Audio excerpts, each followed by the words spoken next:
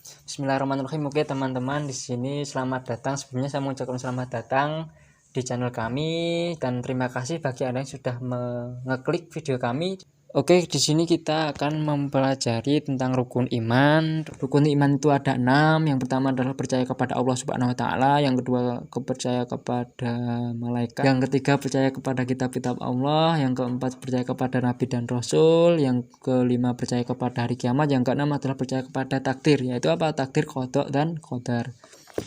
Oke, yang pertama kita akan menjelaskan dulu iman kepada Allah Subhanahu wa taala. Itu bagaimana iman kepada Allah Subhanahu wa taala? Itu kita harus meyakini sepenuh hati dan dengan lisan dan perbuatan bahwasanya hanya Allah lah Tuhan semesta alam, dan jelas ya kan? Karena apa? Karena di dalam Al-Qur'an jelas. Dan kalau misal teman-teman yang mungkin masih ragu itu bolehlah melihat ilmu pengetahuan dari sejarah atau dari yang lain, itu kan bisa ya. Jadi di situ rukun iman iman kepada Allah Subhanahu wa taala. Jadi jelas sekali ya, secara ilmu sejarah dan ilmu yang lainnya jelas sekali ya, iman kepada Allah.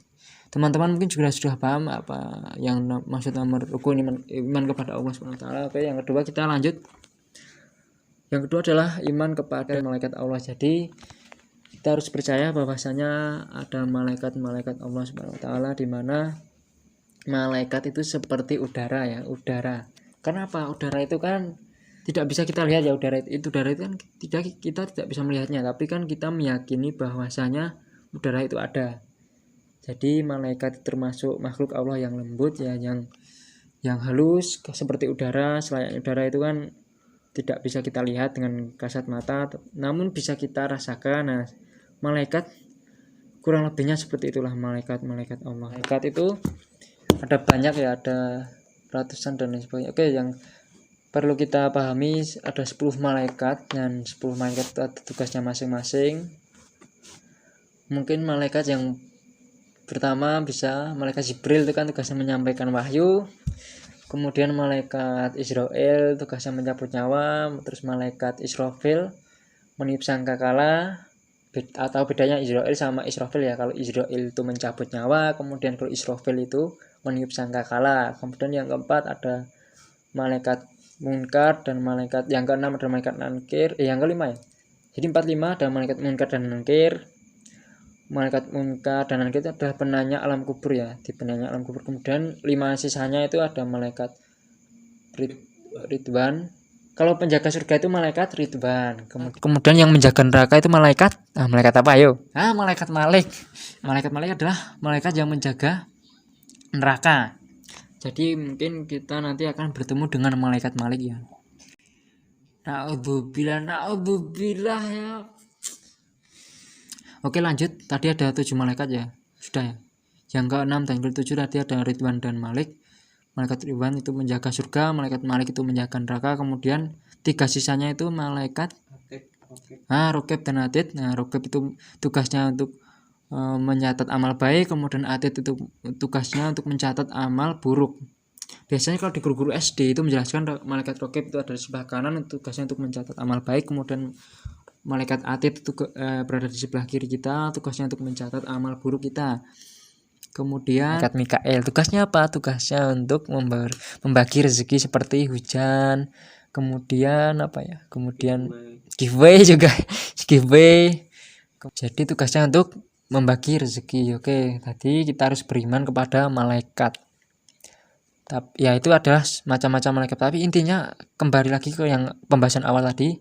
Kita tuh beriman kepada malaikat seperti apa? Seperti kita mengimani udara ya. Udara itu kan halus. Udara itu ada, tapi tidak bisa kita lihat dengan kasat mata. Jadi seperti itu. Malaikat. Kemudian itu kan 10 malaikat. Sebenarnya ada banyak lagi malaikat, tidak hanya 10 itu ya. Misal ada malaikat yang menjaga arsy, dan jumlah malaikat pun sangat banyak ya. Bahkan lebih banyak dari manusia kalau nggak salah. Karena kan dihitung saja malaikat.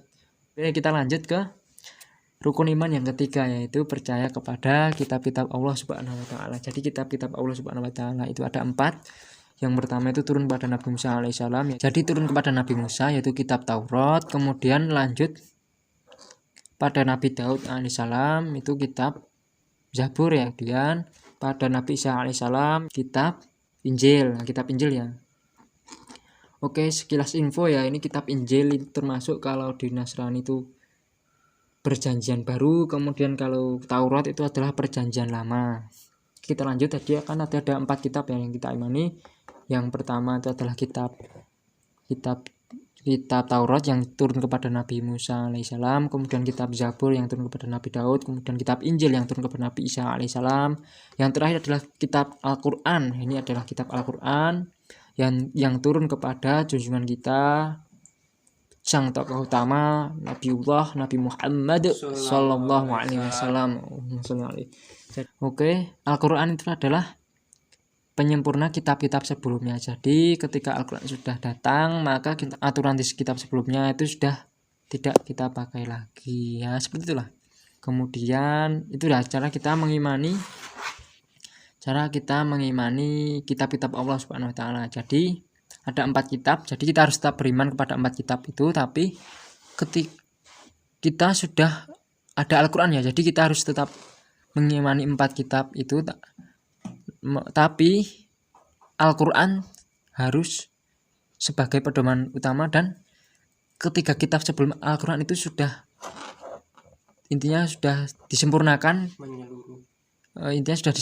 ke dalam Al-Quran. Jadi kita hanya berfokus pada Al-Quran.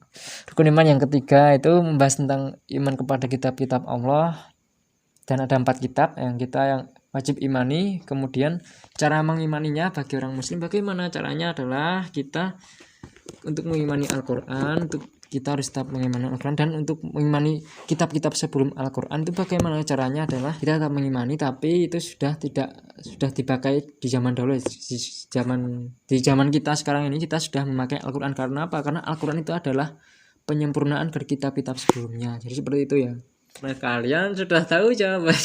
Ya, ada 4 kitab yang wajib kita imani ya. Rukun iman yang keempat adalah mengimani Nabi dan Rasul.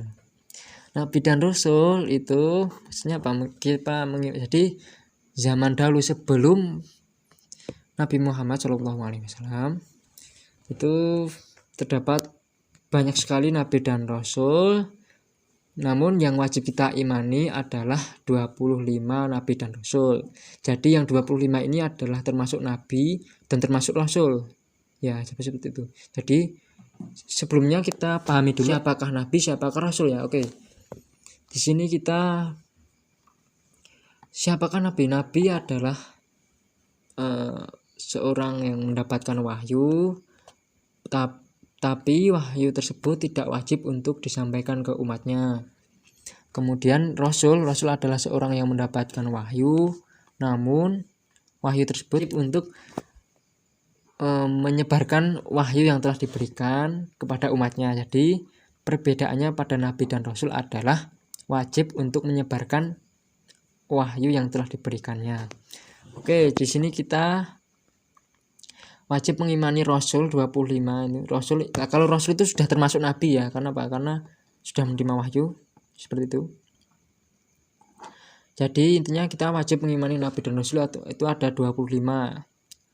25 itu yang pertama Nabi Adam sampai Nabi Muhammad SAW. Kalau untuk murojaah tentang hafalan Nabi, di komen nanti ditulis ya, atau ditulis itu di list 1 sampai 25. Oke, boleh.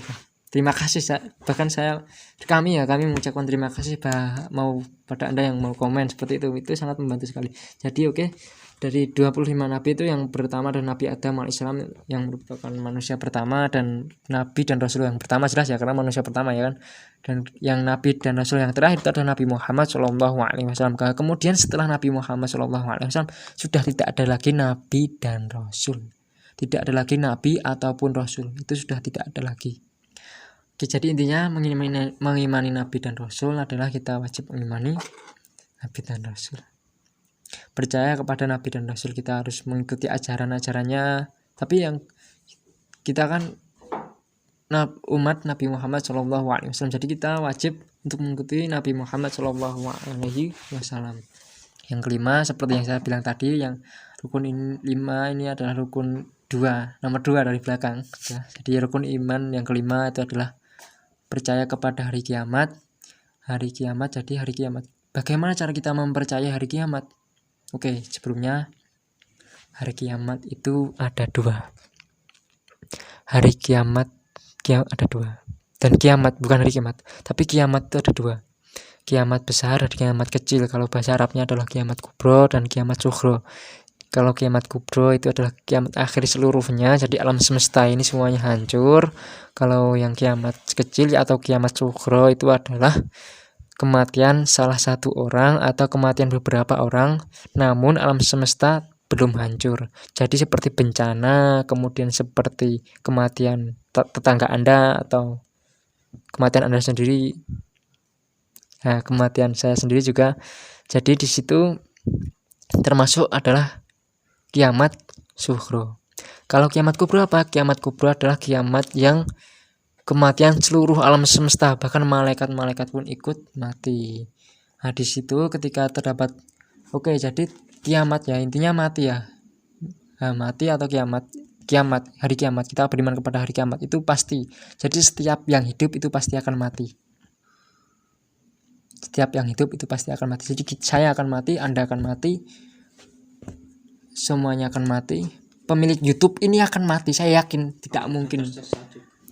Saya ulangi, pemilik YouTube ini, pemilik YouTube, maksudnya yang membuat YouTube atau Facebook atau dan lain sebagainya, itu pasti akan mati. Sekaya-kayanya orang itu pasti akan mati. Semiskin-miskinnya orang itu pasti akan mati.